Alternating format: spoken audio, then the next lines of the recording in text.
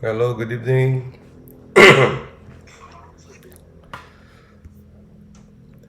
Good evening, Doc. Hello, Sis Mary June, Sis Marites, si Brother Navin. Hello. Good evening, Doc. Good evening. Welcome. So, sinong gustong mag-opening prayer?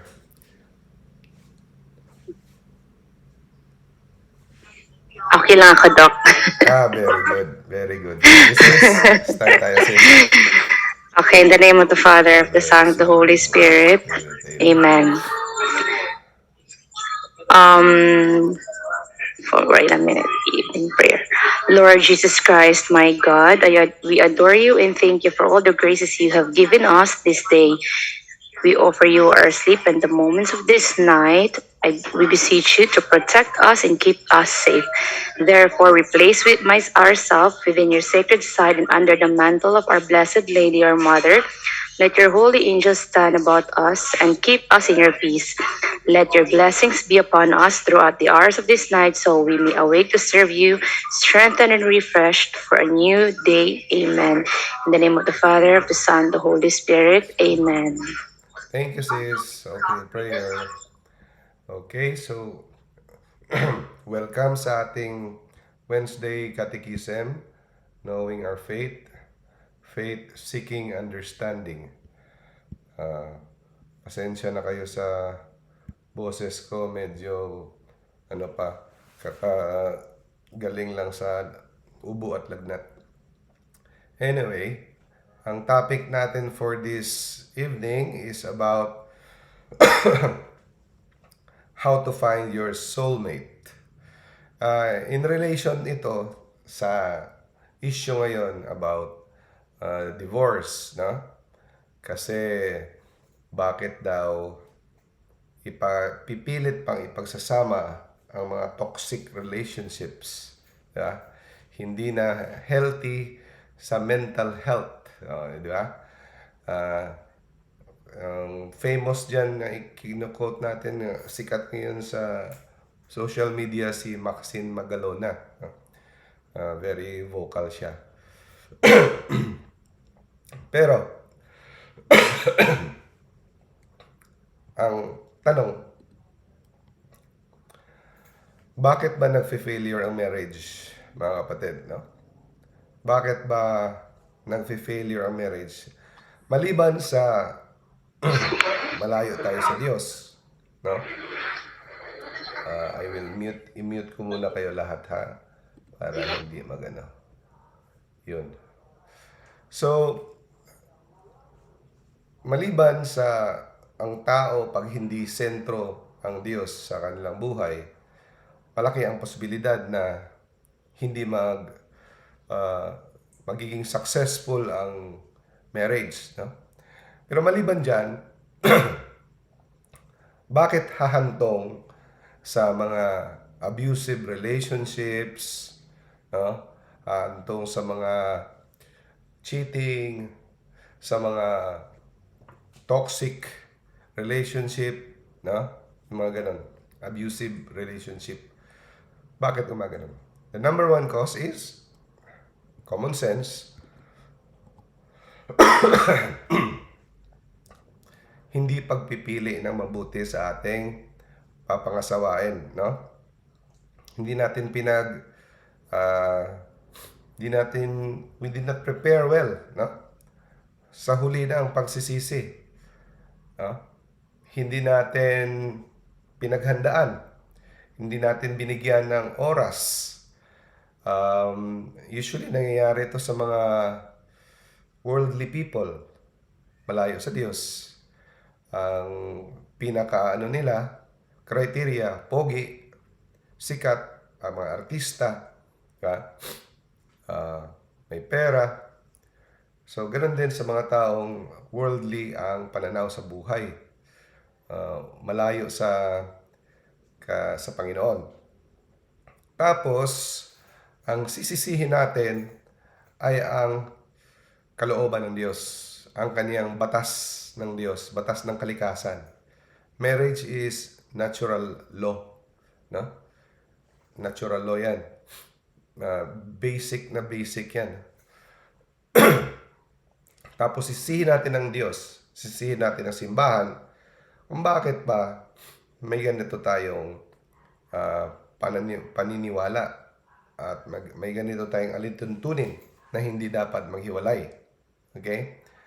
Pero hindi natin binabalikan ang ating sarili at tanungin kung pinaghandaan ba natin.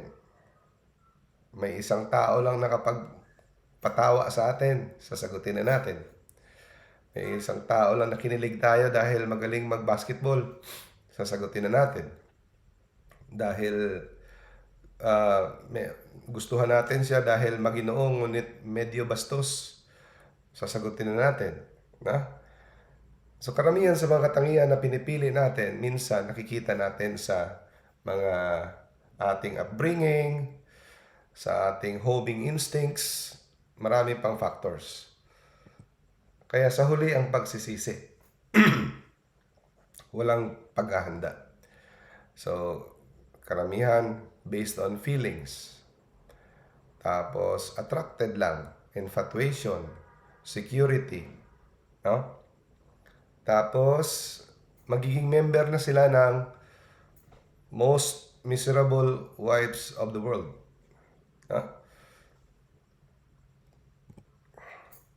So itong lecture natin ngayon mga kapatid, baka ma-expect kayo hindi ito masyadong mahaba.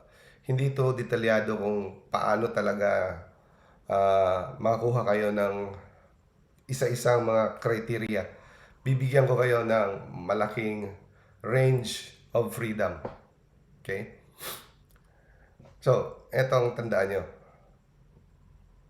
The person you choose, no, para maging partner in life, para yung maging asawa, is the most important decision you will ever make.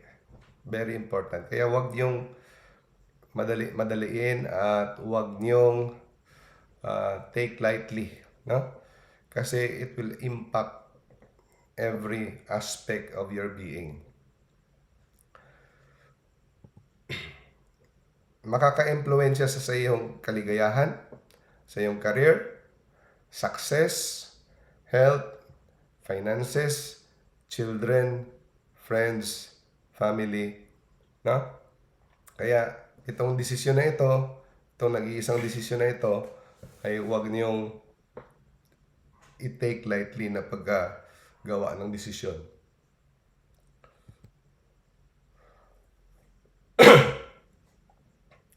Yung iba, nagkakandara pa talaga na mag-aasawa. Kahit mali yung tao, pipilitin. Actually mga kapatid, may kasabihan dyan, mas mabuti pang maging single habang buhay kumpara sa mamuhay sa isang taong abusado.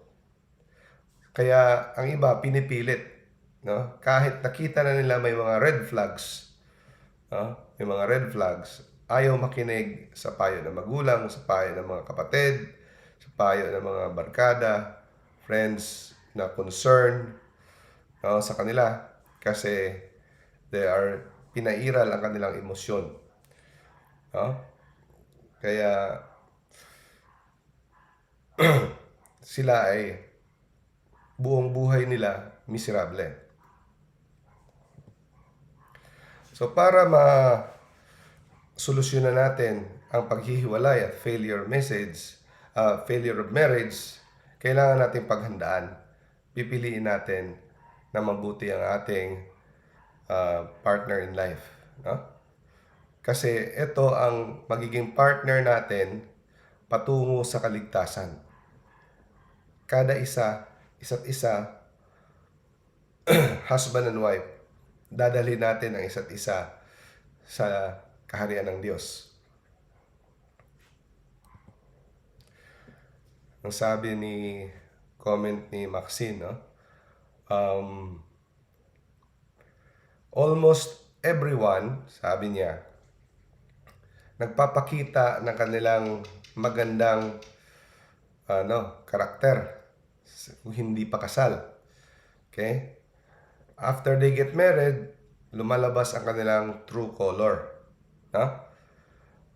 Actually, malalaman mo yan, hindi mo malalaman ang kanilang true color kung hindi mo siya binigyan ng sapat na panahon na kilalanin.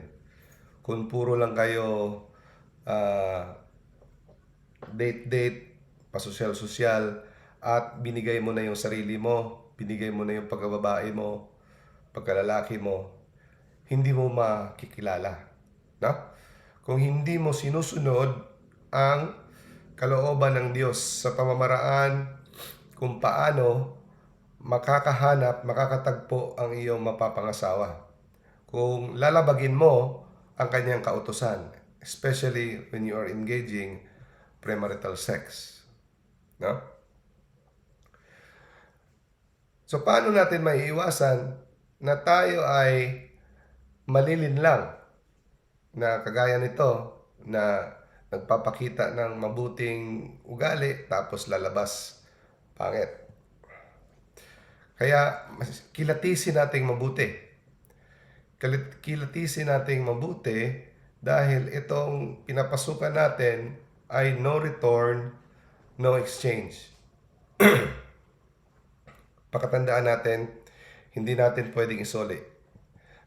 Pakatandaan natin yung vow na pinasukan natin. Anong sinabi natin sa kasal? No? No? Pangalan, take you, pangalan ng asawa mo, for my lawful wife or husband, to have and to hold from this day forward, for better and for worse. So, yung sinasabi niya na yung lumalabas ang totoong ugali, halos lahat na tao, halos lahat na mag-asawa, guilty naman yan eh.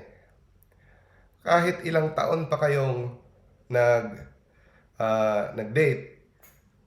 or nagkilala o barkada, may lalabas at lalabas pa rin na ugali pag kayo'y mag-asawa na nasa isang bubong na kayo.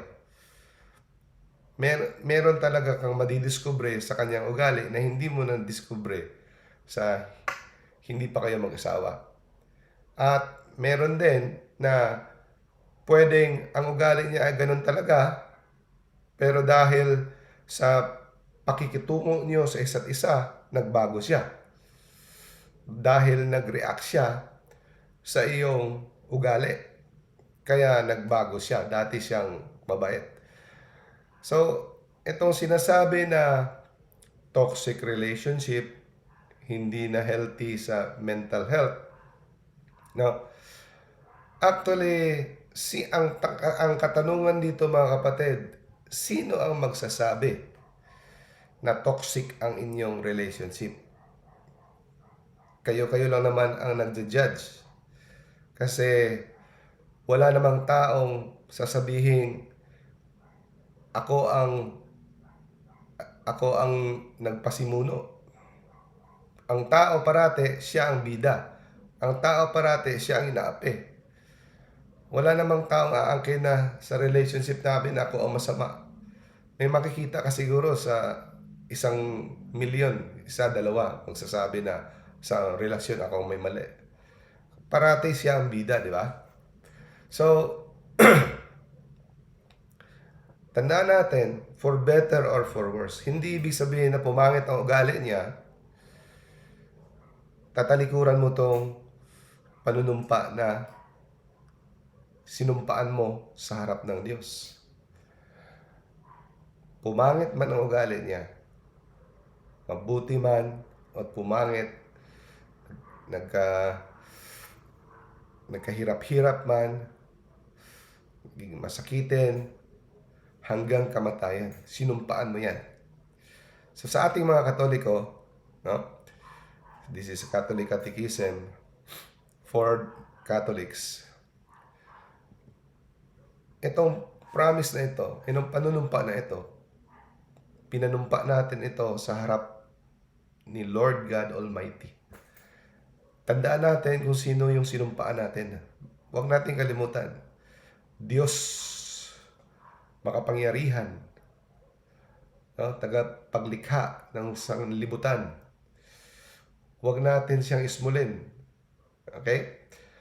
You made that promise until death do us part. Tapos yuyurakan mo ang iyong panunumpa na ganyan. Kaya, sabi nga ni Pedro, sabi ng mga apostoles, kung ganyan lang naman ang pag-aasawa, mas mabuti pang hindi mag-asawa. Kasi alam nila na hindi nagbibiro si Jesus nung sinabi niya na hindi pwedeng maghiwalay. Tanging kamatayan lang ang makakapaghiwalay. Kaya nasambit ng mga apostoles. Ano sabi sa Deuteronomy 23 verse 21? If you make a vow to the Lord your God, do not be slow to pay it. The Lord your God will certainly demand it. Sisingilin ka niya sa iyong panunumpa. At saka itong panunumpa na ito, eternity ito. Itong pag-aasawa. Kagaya ng pagkapare, forever they are priests in the order of Melchizedek. Nakatatak na yan for eternity. Sila ay pare. Yung asawa mo nakatatak. For eternity na siya yung asawa mo. Pero of course, sa kabilang buhay, wala ng pag-aasawa. Pero dito, hanggang buhay pa ang isa't isa, siya ang iyong asawa. Ang sabi sa Exodus chapter 20 verse 7, huwag niyong gamitin ang pangalan ng Diyos, no? Carelessly.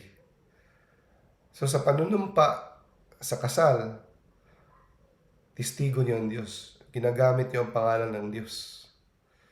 No? The Lord will make sure that anyone who carelessly uses His name will be punished. So kung gusto mong makapasok sa kaharian ng Diyos, ikaw ay Katoliko, gusto mong concern ka sa iyong salvation, sa iyong kaluluwa, dapat sundin mo ang kautusan ng Diyos. Sundin mo ang kautusan ng simbahan. Ha? So punta tayo. Paano natin matatagpuan ang ating soulmate? Okay. Sorry mga kapatid to disappoint you. Ginamit ko tong term na soulmate kasi ito yung sikat na term. Maraming nag-aakala na merong isang tao na nire-reserve ang Diyos para lamang sa'yo. Na pwedeng andun siya ngayon sa Africa, hahanapin mo talaga. Pwedeng andun siya sa Amerika, pwedeng andun siya sa Zamboanga. May isang tao lang talaga na babagay para sa iyo na tinadhana ng Diyos sa iyo. Pero hindi po yan totoo mga kapatid. Walang isang tao, okay? Walang isang tao na para lang talaga sa iyo. Okay? Walang isang tao. Pwede kang makapili, no? Wide ang selection na binigay sa Diyos ng Diyos sa atin. Binigay niya tayo ng kalayaan. Okay? So, burahin na natin sa isipan natin na kung hindi natin matagpuan yung soulmate natin, magiging miserable tayo kasi may nakatadhana talaga sa iyo.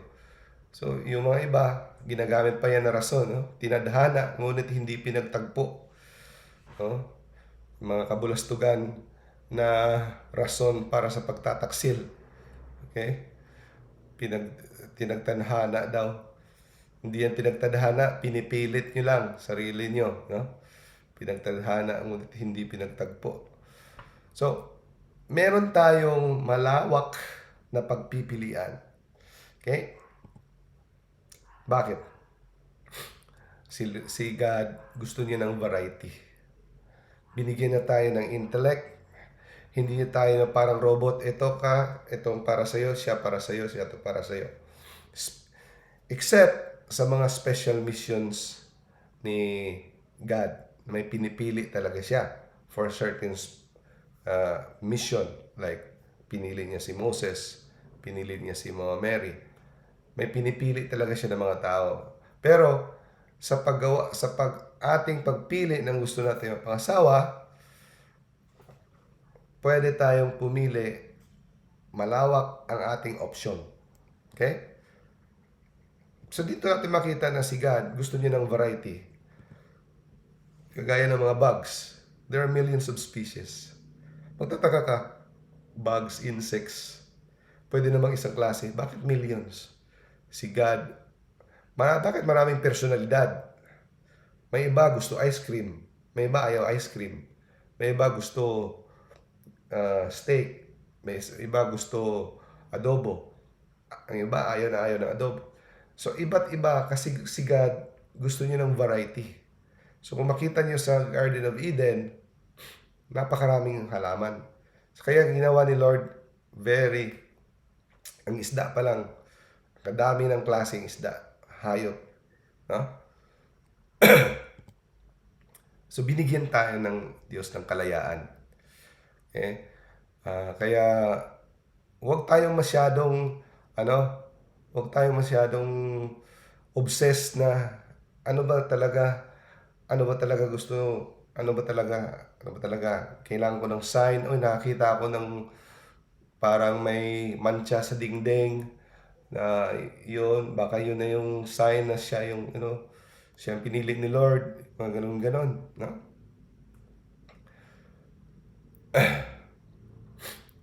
Okay, ganito ang prinsipyo, mga kapatid.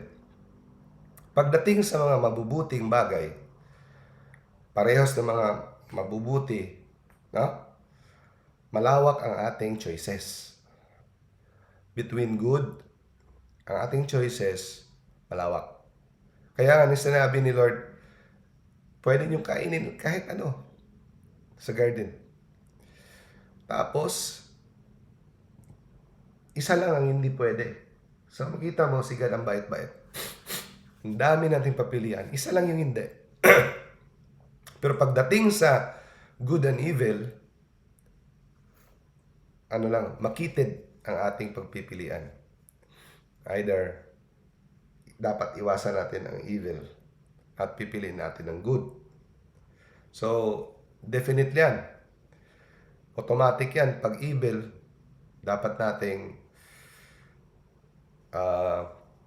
tanggihan. Dapat nating talikuran. Pero pag good, parehas na good, we have the freedom to choose.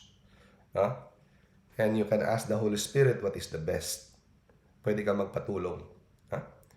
And using your experience, your knowledge, and hingi ka ng guidance para mas refine ang iyong pagpili.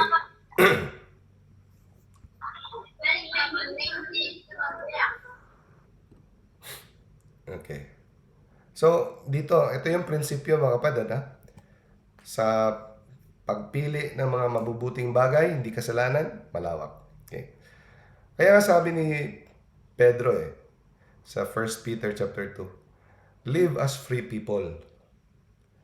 But don't use your freedom, malaya kayo. Mamuhay kayo malaya. Pero huwag niyong gamitin ang iyong kalayaan sa paggawa ng masama. Mamuhay kayo bilang mga alagad ng Diyos.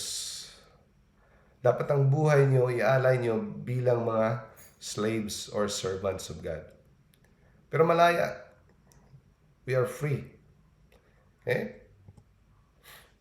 So, ang problema pag na-stick tayo sa soulmate mentality, na-stress out tayo. Dapat hanapin ko talaga kasi kung hindi ko makita ito, magiging miserable ako. At ang problema din, hindi na natin gamitin yung ating God-given common sense, intellect, sa pagpili wisely kung sino ang nararapat sa atin. Kasi kahit May nakikita pa tayong mga depekto sa taong yan, sige na lang kasi may sign, kasi dumapo ang puti na butterfly sa kanya. So ito na yung sign ni God. Minsan yung mga sign pinipilit lang natin eh. No? Pinipilit lang natin yung mga sign. Kaya wag tayong masyadong mag depend sa mga sign, lalo na hindi pa masyadong malalim ang ating relasyon sa Diyos. Hindi pa ganun ka banal ang ating spirituality. Kasi kung parati tayo naghihingi ng sign, hindi lang ang kabilang linya ang nakikinig. Nakikinig rin ang kabilang linya. Alam niyo naman yung kabilang linya. Yung kaaway. Pwede kanyang bigyan ng sign para malinlang ka. Lalo na pag ikaw ay masyadong vocal sa iyong mga plano. Pero, by the way, hindi nababasa ng Diablo ang iyong isipan. Pero kaya niyang i-interpret sa pamamagitan ng iyong mga reflexes, sa iyong mga pupil dilation, magaling siyang mag-observe.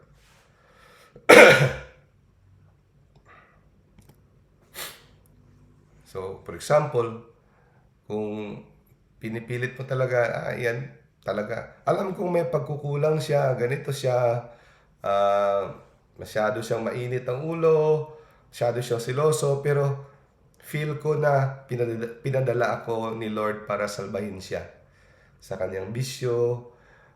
Insecure tong taong to, kailangan niya ng pagmamahal, ako yung magsasalba sa kanya, magbibigay ng pagmamahal. Nako, recipe ng yan, mga kapatid, recipe ng disaster marriage yan. Hindi pa kayo nagsisimula, nagpasan ka na ng problema. Ipapakita ko sa inyo mamaya ang mga red flags.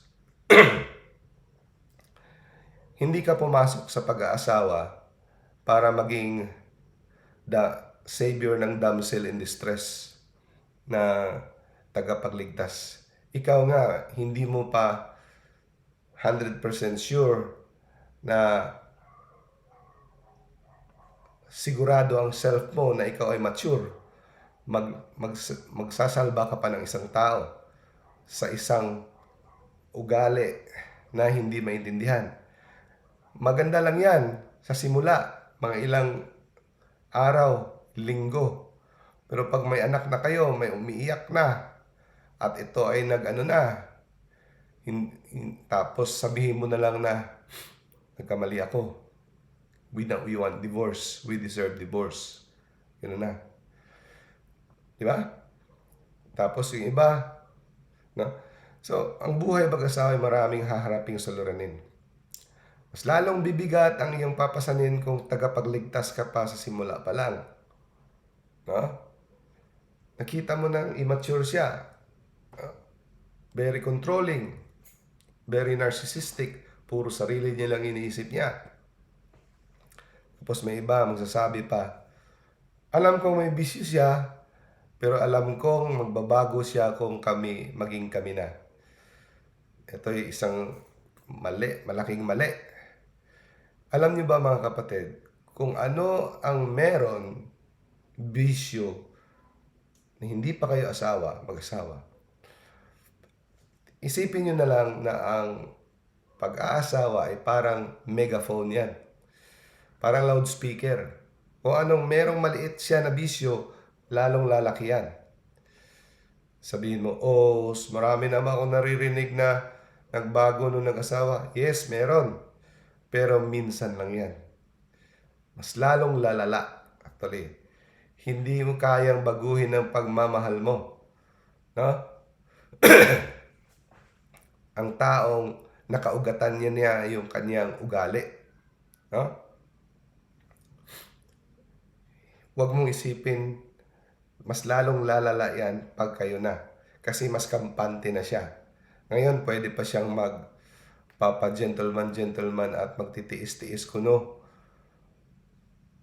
Lalo na pag ikaw ay kampante na siya sa'yo dahil mag-asawa na kayo, nakatali ka na.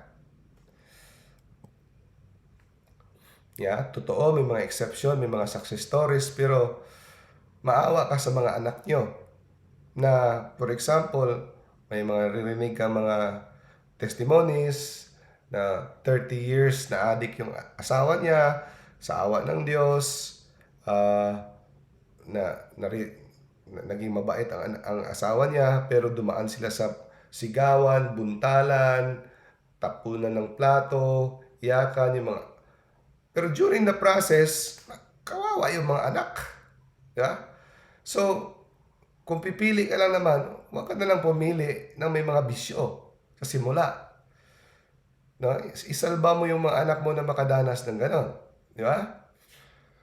May mga success stories nga. Pero gusto mo ba, ano ka ba, masokista na gusto mong duma?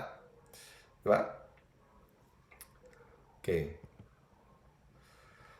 So, paano mo matatagpuan kung anong nararapat sa iyo? So, palitan natin yung katanungan.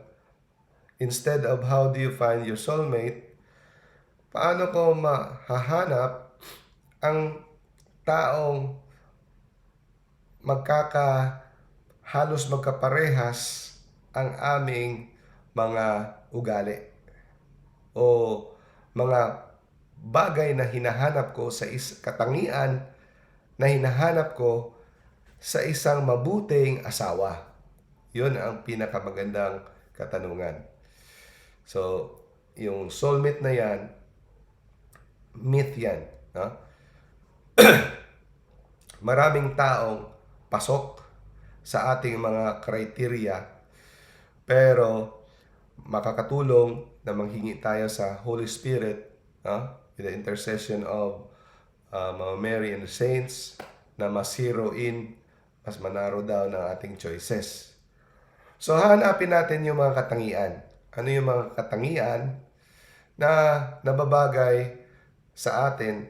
So, may mga criteria, hindi magkapare-pareho yung criteria ng mga tao. Diba?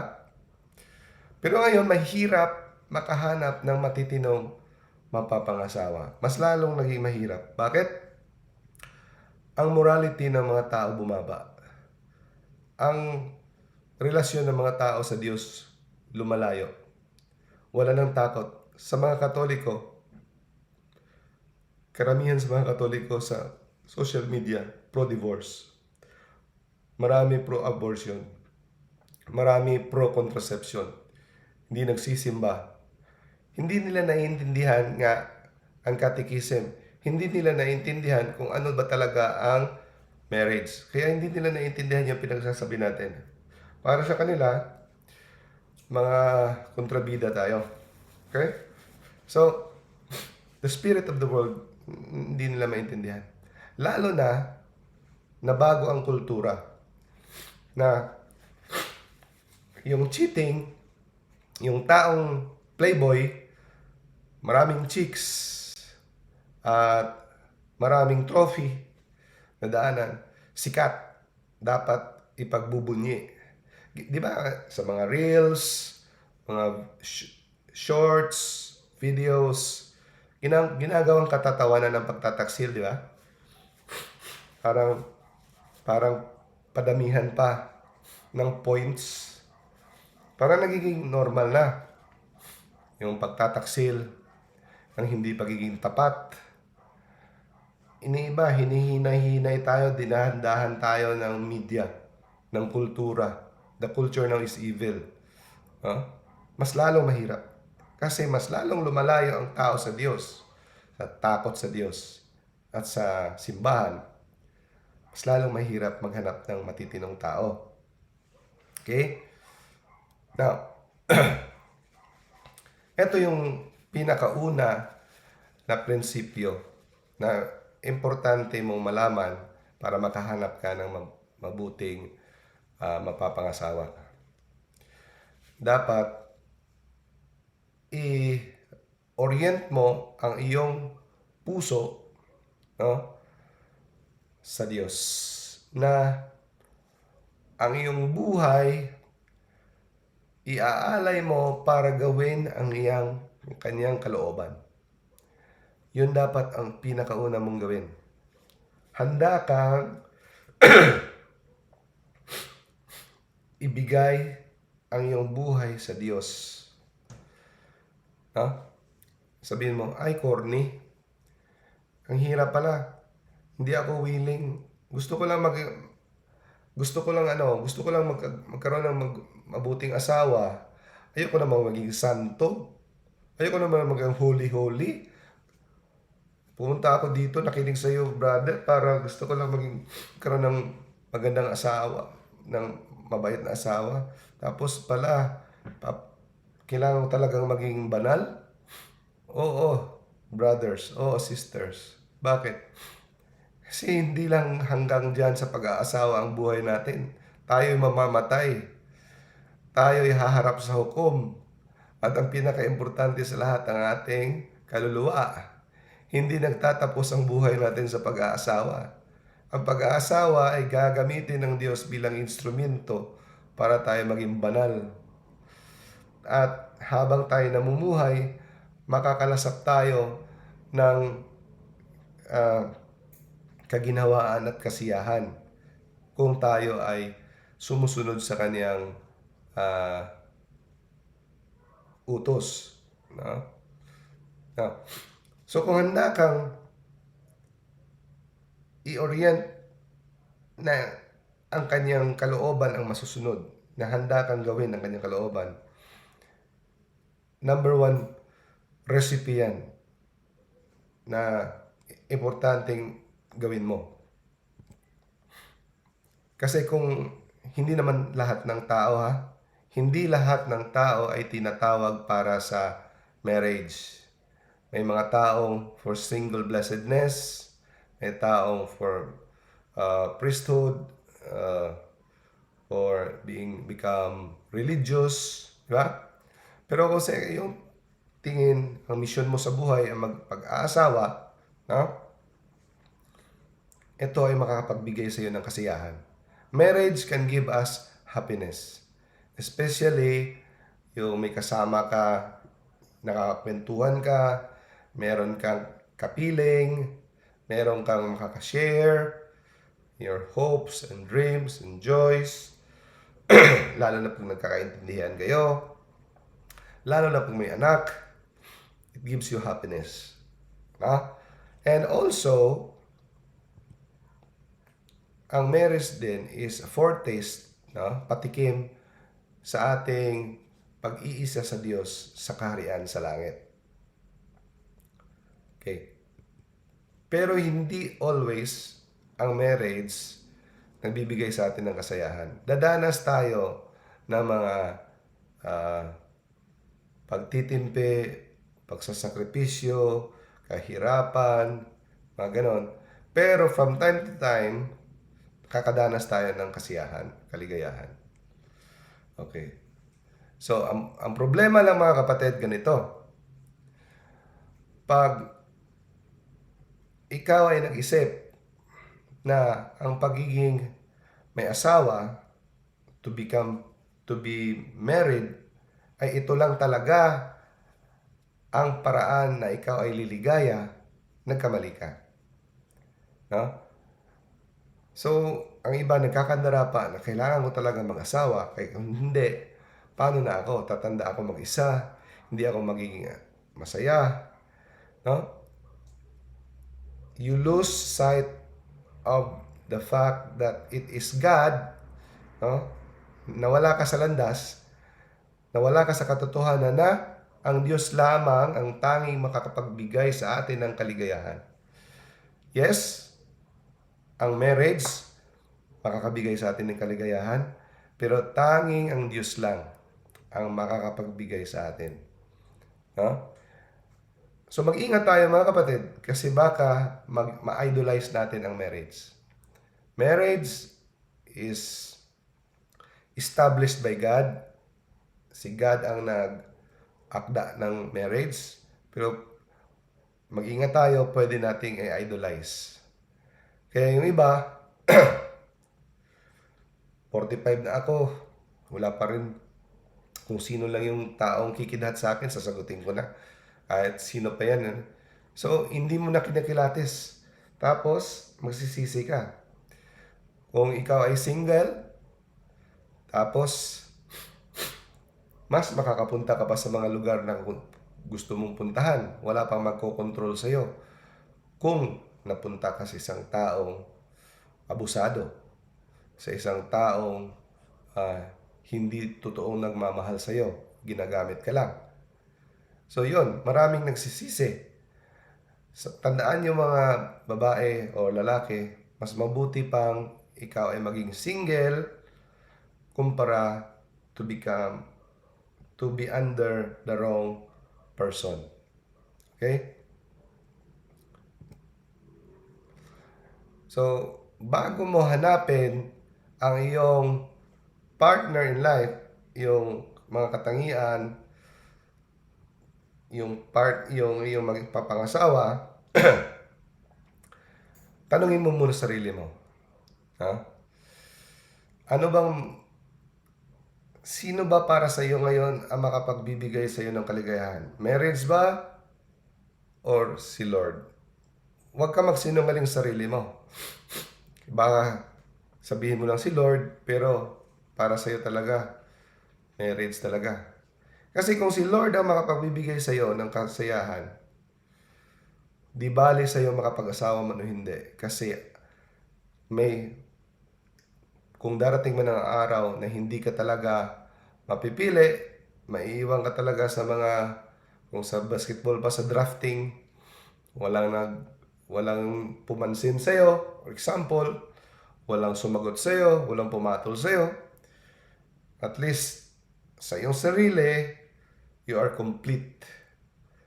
Happy ka because si God andyan sa'yo. Hindi yung marriage ang magpapakompleto sa inyo. Yung iba, ginagawang escape ang marriage. Napunta sa isang taong abusado, siloso, kasi hindi sila happy sa kanilang bahay, parati silang sinasaktan ng kanilang parents, stricto masyado. Iniisip niya, pag nag-graduate na ako sa college o high school, mag-asawa ko, doon ako makahanap ng happiness. Hindi niya kinilatis, pumunta siya sa isang tao, pogi, pero immature pala. Miserable ang buhay. Hindi yan. God is the one who gives us happiness. Tumalon ka lang sa isang problema, papunta sa isang problema na mas masahol pa. Okay? Tandaan niyo to. Pag inorient natin, pinosisyon natin ang ating buhay kung saan handa tayong sundin ang kalooban ng Diyos, ang paghanap sa ating magiging asawa ay hindi na ganon kahirap. Yes, hindi na ganon kahirap. Bakit? Ganito. Ito. So, maglista kayo ng mga qualities. Ilista niyo yung mga qualities na gusto niyo. Pogi, chinito, kung ano ba mga dyan. Mga ano lang yan. Mga chinito, mga pogi, mga ano lang yan. Hindi yan mga masyadong importante. Dapat may dimple, hindi yan mga importante. So yung mga importante, someone you respect, honest. So pwede nyo pang dagdagan actually ito, no? Industrious, masipag, mapagkatiwalaan, positive thinking, hindi always negative, appreciative, kind, generous, no? Hindi madamot, no? Pasensyoso, ganun. List. Pagkatapos nyo ilista yan, yung mga anong gusto nyo sa isang tao, hindi nyo yung dadalhin ng lista tapos pupunta kayo sa merkado o punta kayo doon sa basketball court or sa hanapin nyo kung ano yung mga sinuswak dyan. Hindi. Ang una nyo gagawin, tatanungin nyo sarili nyo, yung mga nilista kong gusto kong sa pangasawa ko, andyan ba yung katangian niyan sa akin? Andyan ba yan? Tanungin mo. Kasi kung wala, yung mga gusto mo sa isang tao, kung hindi pa, wala pa sa'yo yung iba, developin mo muna. developin mo muna sa iyong sarili. Kasi, ang pinaka-importanting bagay para matagpuan mo ay iyong mapapangasawa, no, ay dapat ka maging yung mga katangian na gusto mo, maging ganun ka klaseng tao na gusto mo sa magiging asawa mo. Okay? Bakit? Meron ka high standards. May standards ka sa taong mapapangasawa mo. Pero, ina-apply mo ba ang parehas na standards para sa sarili mo? Ha? Kasi unfair naman. Gusto mo sila mabait, ikaw hindi ka ganun kabait. Unfair naman na gusto mo sila maging honest, di ka naman ganun ka-honest. Gusto mo maging appreciative, kind, patient, pero hindi ka patient. Tapos sabihin mo, pupunuan niya na lang yung pagkukulang ko. Hindi. Mali yan. No? Yung sinasabi mga kapatid, I complete you. Hindi yan. Dapat you should be complete by yourself. Kasi yung kulang ka, no? Tapos mag-expect ka na pupunuan niya, tapos hindi niya mapupuno, madi-disappoint ka. Anong mangyayari? Forever kang disappointed. So you have to be whole yourself. Hindi ka broken. Hindi ka broken. Mentally stable ka by yourself. Kasi kung nagde-depend yung stability mo sa partner mo, na pupunuan niya, bugnutin ka, tapos i-expect na siya magpapasensya parate, mapapagod yung partner mo. Di ba?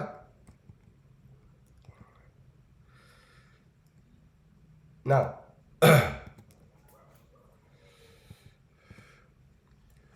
so pag sa proseso na dinidevelop mo yung mga qualities na gusto mo sa isang tao at dinidevelop mo sa sarili mo, tandaan niyo to, the Lord will bring someone in your path. Dadalhin niya ng tao sa iyong daanan na swak sa iyong qualification. Hindi mo na kailangan magkandara pa. Okay? Most of the time. Not always. Okay? Not always. Pero, malaki ang posibilidad. Bakit? Kasi, kung ikaw ay namumuhay na authentic Christian life, tapos may joy sa iyong buhay, nagra-radiate yung joy dahil because you are living full in the abundance of God, attractive yan, nakakaakit yan ng tao. Yung iba nagtatanong, wala pa rin pumapansin sa akin, hindi pa rin ako nakikita, hindi pa ako napapansin. Bakit? Ang tanong, kaaya-aya ba yung ugali mo? Yung kaaya-aya ba yung personality mo? May iba, hindi naman ganun kaganda, pero mas napipili kumpara sa ito. Kasi naaakit ang tao sa when you are living the authentic life in Christ. Diba? So, kung dinidevelop mo your living Christian life, kung ano yung gusto mo sa isang tao, na-attract mo. Automatic. Kasi dinidevelop mo yung katangian na gusto mo sa iyong sarili. Okay?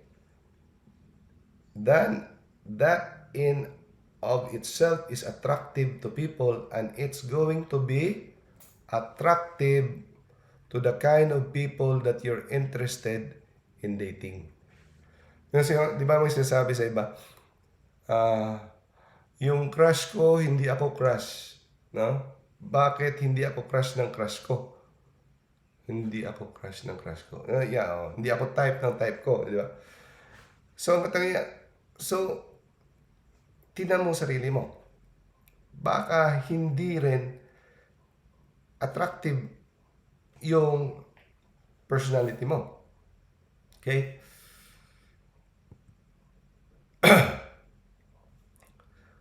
And also, isang tip, of course, andyan talaga yung physical attraction. Binigay ni Lord yan para ma-attract tayo, para ma tayo, di ba? Makalingon. Uy, ang ganda nun. Di ba? Gusto naman talaga natin ng kada gising natin sa umaga, makita natin sa mukha sa katabi natin maganda, di ba? Pangit naman yung kada gising mo parang halimaw, di ba? Pero isipin natin, always remember, ang beauty mabilis mag-fade. No? Beauty mabilis mag-fade. Ilang taon lang yan, magtataba na, mawawala ang ngipin, payat, o ano man dyan. Dapat, importante ang personality. Ang personality na pipili ka ng tao na nag-enjoy ka makipag-usap sa kanya. Yung hindi naman kahit anong topic, basta imagine niyo yung sarili niyo na matanda na kayo. Magkatabi kayo sa bahay, kayo lang dalawa. Nakikipag-usap pa kayo. Nakakapag-usap pa kayo. Kaya niyang tumawa sa iyong mga joke. Mas maganda rin yun. Di ba? Pero ang pinaka-importante talaga ang conversation. Kasi ang sexual life, it will fade. Beauty, it will fade. Pero yung pakipagkwentuhan kagayang magkaibigan, kahit nandun lang kayo sa terasa, magkakape lang kayo, kukwentuhan kayo, that is worth millions. Someone you enjoy talking with. Kahit hindi ganon ka super ganda. Ano man naman yung super ganda? Very shallow. Iniisip parate, maganda ba ako? Okay na ba ako? Marami ba akong viewers? Parang shallow parate, parang gusto parating sikat parate. So walang iniisip ng sarili nila.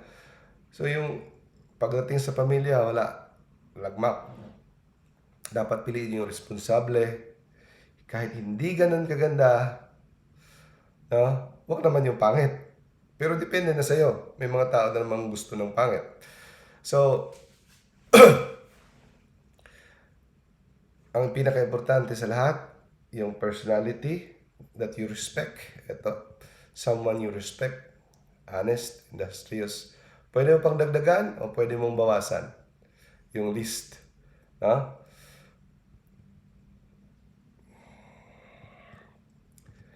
Okay. So, etong mga non-negotiable, kinuha ko sa libro ni Brother Bo Sanchez. Tagal na ko na itong libro.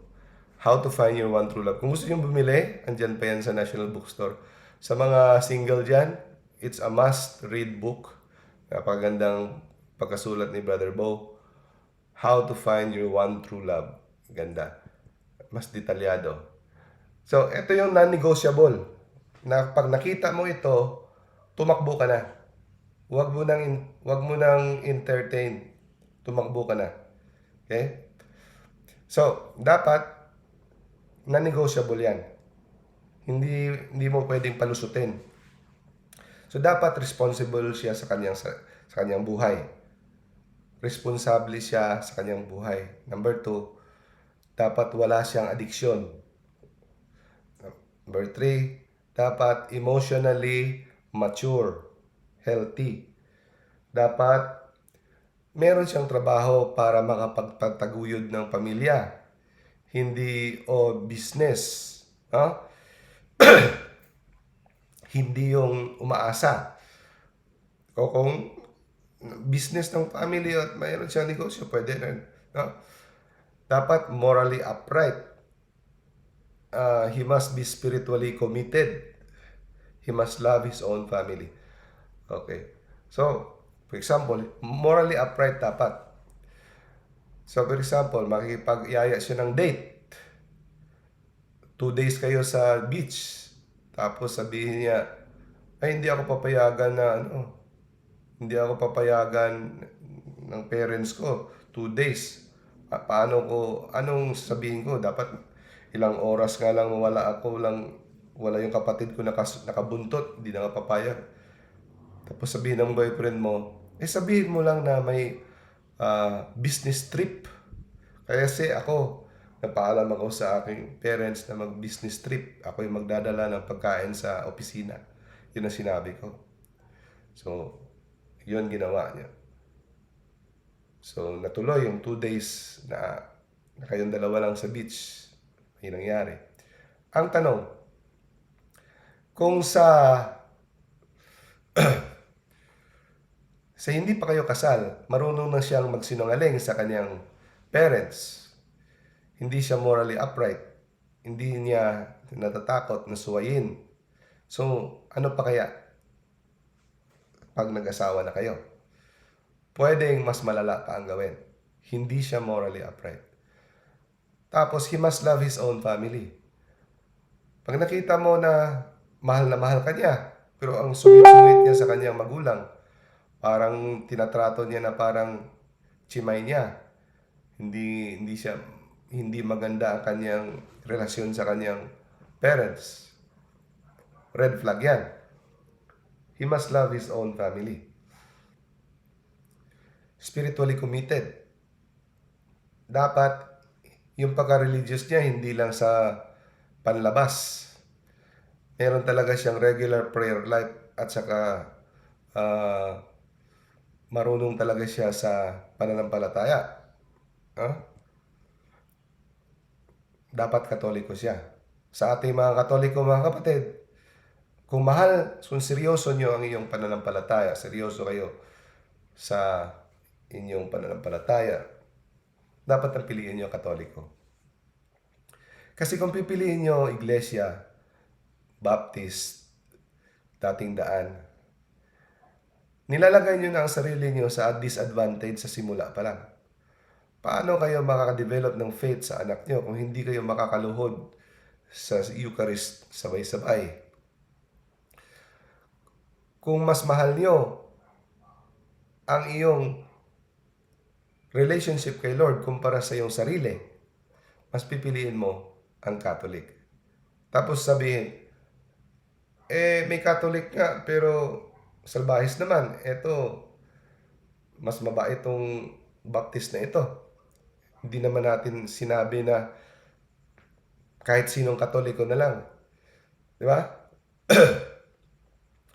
Kung wala na talaga, for example, worst comes to worst, pinapayagan naman tayo makapag-asawa ng hindi Katoliko. Pero mabigat ang kalooban ng simbahan na tayo pinapayagan. Sabi sa canon law, mixed marriages are only tolerated but not encouraged. Kasi malaki ang chance na mawawala ang iyong pananampalataya if you are in a mixed marriage. Alam niyo ba mga kapatid, pag nag-asawa ka ng ibang sekta, taga-ibang sekta, dapat maghingi ka ng dispensation sa obispo. Hindi ka pwedeng magpakasalang sa kanilang simbahan na walang dispensasyon. Pag walang dispensation sa obispo, nagpakasal ka sa kanilang simbahan, invalid ang kasal nyo. Okay? Baka makalimutan ko sabihin. Pero kung big deal sa iyo yung relationship mo kay Lord, maghahanap ka ng isang Katoliko. Kasi mahirap na nga ang buhay may asawa sa mga anak, gatas, mga bayarin. Magkaka-conflict pa kayo sa pananampalataya. Okay. Pag ang tao, yung naniligaw sa'yo o yung prospect ay hindi makapanatili sa isang trabaho, umalis ka na. Kasi hindi siya marunong being responsible sa kanyang sarili. Parating ilang linggo lang alis na kasi hindi siya happy. Or wala siyang klarong hanap buhay. So kung kailangan mong ikaw pa ang tutuwid sa kanyang buhay, umalis ka na. Galing to sa book How to Find Your One True Love. Itong mga example, kinape-paste ko. So, kung ang mga problema sa buhay niya, mga kapalpakan sa buhay niya, parating niyang sinisisi sa iba, sa kanyang parents, sa gobyerno, sa kanyang girlfriend, sa kanyang friends, hindi siya marunong umako ng kapalpakan, parating niyang isisisi, red flag yan, umalis ka na. No? Delikado yan, mga taong yan. So, ang sabi nga ni Brother Bo, kung natutulog siya, tatakan mo sa noo, joke lang yun. Sabihin mo, this person is hazardous to your health. Stay away, no? Delikado. Kung drug addict siya, run away. Alcoholic, run away. Gambling addict, run away. Mga non-negotiable yan. Adultery addict, porn addict, playboy, run away. Rageaholic, grabe magalit. Uncontrollable temper, run away. Overly jealous, nako.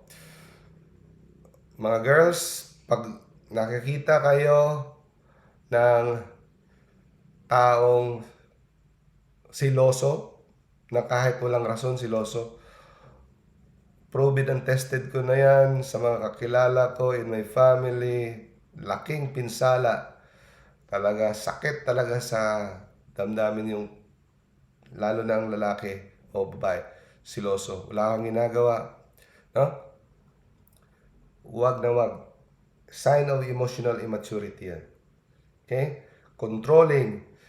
Sino yung kaibigan mo dapat, anong susuotin mo dapat, pwede siya mag-advise.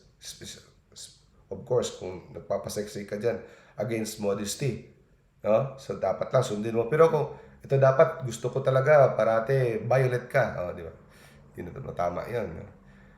Abusive siya, hindi lang physically, verbally. Na parate nagpi-PI o anso, minumura ka. Hindi pa kayo mag-asawa. Ganun na siya. At madali lang sa kanya magsinungaling. Run away. Ha? Marunong mo siyang magmahal sa iba, maliban sa kanyang sarili. Hindi yung romantic love, ha? Madali lang yung romantic love, eh. Yung pagmamahal na sa isang kapwa ba? Okay? Marunong mo siyang makinig sa'yo? Marunong ba siyang pigilan ng kanyang gratification? Hindi niya muna to, ipipigilin niya muna sarili niya, ma-enjoy ito para makamit yung mas maganda na kabutihan. Does he know how to sacrifice for the sake of others? Masyado ba siyang needy ng love? Ganito, pag hindi mo ito, mag-suicide ako. Basta ganito, di mo na ako mahal. Ganito, pag hindi mo ito ginawa, ganito. So, hindi, kailangan kita. Kung wala akong kulang ako, mamamatay ako. Delikado yan. Emotionally immature yan. No? So, you don't have to lower your standards to find love. No? Hindi mo kailangan. Kung hindi mo makita, it's better to be single than to be miserable. Now, kung married na kayo, okay? Tapos, nagbago, kahit ginawa mo ng mabuti, lahat, kinalatis mo na, nakalusot pa rin, hindi naman tayo perfect, nakalusot pa rin. So, you have to make it work. Ang successful marriage, sabihin niya, ay, mabuti pa siya, successful marriage niya kasi nakita niya, siguro compatible sila masyado. Hindi yan totoo. Totoo man yan sa iba, konti lang, pero sa karamihan, pinaghihirapan yan. You have to work it out. You have to work it out. Pinaghihirapan, hindi yan nangyayari lang. Kaya nga mga kapatid, ang marriage ay ginawa ni Lord na sacrament kasi mahirap ang marriage. Ang sacrament, daluyan ng grasya, meaning kapangyarihan. Kapangyarihan na ating ma-endure, no? Na tayo'y mananatili, na kaya nating tiisin, na tayo ay magiging faithful sa isa't isa. Example, nakita na kayo ng mga jewels para ito ay magiging shiny. Ito yung machine. Ipapasok sa loob yung mga jewels, tapos lalagyan ng mga buhangin. Papaikutin yan. So magra-rub yung mga jewels sa buhangin, magaspang. Paglabas, makinis na. Ganun din yung magdalawang mag-asawa. Yung mag-asawa, ipapasok dyan sa loob ng bahay, magsasama ng ilang taon, yung mga magagaspang nilang mga ugali, pagpilit silang pinagsama at pinag-a-adjust, they work out, they develop patience, virtues, nagiging banal sila. So, yung pag-aasawa ay sakramento sa patungo sa kaligtasan. Ang tanong mga kapatid, anong mangyayari kung ang isa ay maghihiwalay? Lalabas ang bahay, lalabas sa relasyon. Paano siya kikintab? Kasi kailangan nilang isa't isa ang kagaspangan ng kanilang ugali para ito ay mag-rub sa isa't isa para sila ay magiging makinis. No? At ang sabi pa sa social media, huwag daw tayong matakot when divorce become legalized. No? In the Philippines, that children will have broken families. Huwag daw tayong matakot na magkaroon ng broken families. Mantakin mo yan. Parang ini-small lang ang broken families. So, it is unfair na i-force ang marriage to work. Kaya nga, disenyo ni God na ang marriage hindi maghihiwalay kasi para ang marriage mag-work ay sila'y mapipilitan sa work out ng kanilang mga ugali. To hold on, to adjust, to talk, kung kailangan man, counseling, prayer, kailangan ng family support, advice, tulong-tulong, buong barangay magtutulong-tulong para makasurvive ang isang pamilya, magpapatulong sa parokya, lahat involved. No? So hindi yan throwaway culture na pag ayaw mo na, itigil mo na lang. So ang parati sinasabi ng iba, paano naman ang kaligayahan ko? Yun parati. Di na ako happy. Magtitiis ako. Paano naman ang kaligayahan ko? Or, yung iba na naghiwalay, nag-separate, legal separation, paano naman gusto ko mag-asawa? Paano ang kaligayahan ko? Yan parati ang sinasabi ng mga taong hindi naiintindihan ang pananampalataya. Paano ang kaligayahan ko? Alam niyo ba mga kapatid kung ano ang prinsipyo ng Kristyanismo? Ito, napakadali sa isang verse. Kung sino man ang gustong sumunod sa akin, dapat talikuran niya ang kanyang sarili. Tanggihan niya ang kanyang sarili.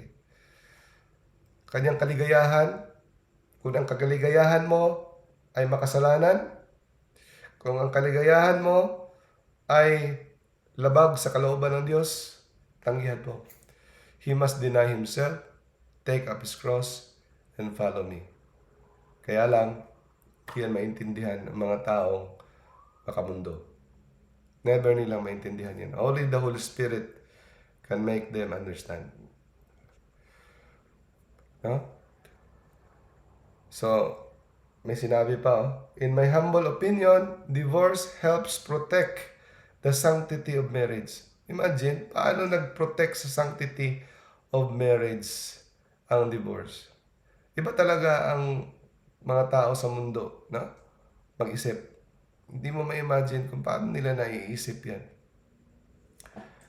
So, kaya nga, the spirit of the world can never understand the Spirit of God. Okay. Now, pagpalagay natin, inubugbog ka, na delikado ang buhay mo, pwede kang mag-legal separation, or pwede kang mag-file ng annulment. Okay? Now, punta tayo sa buhay ni Saint Monica. Si Saint Monica,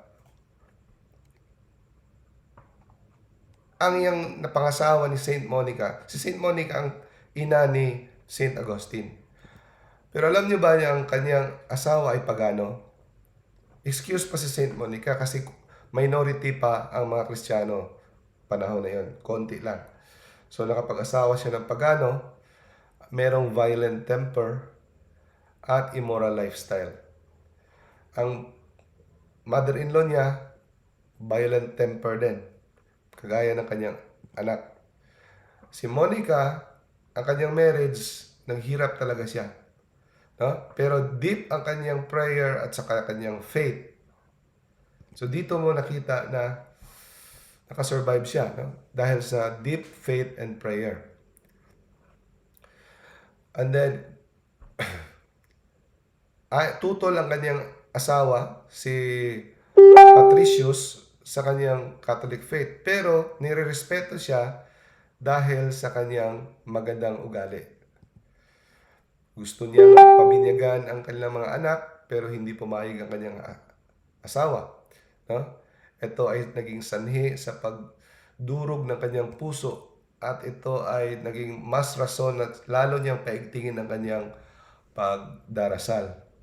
Pero dahil sa kanyang prayer, sa katagalan, for how many years, na-convert ang kanyang asawa, naging Kristiyano. At ang kanyang mother-in-law in the future, naging Kristiyano rin at nabinyagan. So dito natin makita mga kapatid na always merong pag-asa. Kung hindi man talaga, legal separation or annulment.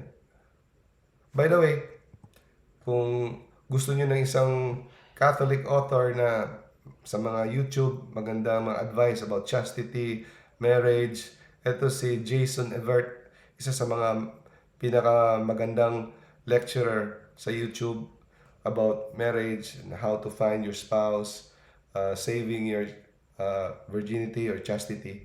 So, maganda to si Jason Evert. Huh? So, that's it. Okay.